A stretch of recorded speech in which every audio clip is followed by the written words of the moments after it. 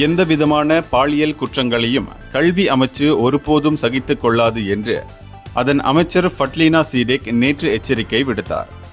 அண்மையில் ஆசிரியை ஒருவருக்கு ஆபாச லிங்க் ஒன்றை அனுப்பி வைத்ததாக சந்தேகிக்கப்படும் ஜொஹூரை சேர்ந்த ஓர் ஆசிரியர் கைது செய்யப்பட்ட வழக்கையும் அமைச்சு ஜீரணித்துக் கொள்ளாது என்று அவர் சொன்னார்.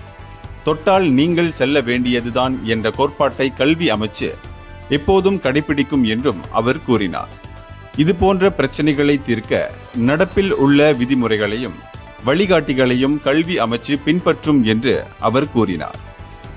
எந்தவிதமான பாலியல் குற்றங்களையும் தவறுகளையும் கல்வி அமைச்சு ஒருபோதும் சகித்துக் கொள்ளாது என்று அவர் வலியுறுத்தினார்.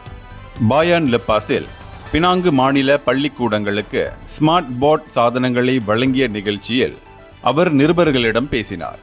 சம்பந்தப்பட்ட அந்த ஆசிரியர் மீது முழு விசாரணை நடத்தும் பொறுப்பை அமைச்சு போலீசிடமே விட்டு விடுகிறது என்றும் ஃபட்லீனா குறிப்பிட்டார்.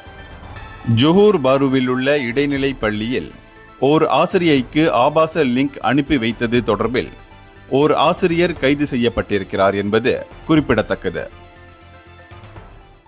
இந்தியர்களின் இதய குரல் மக்களோசை.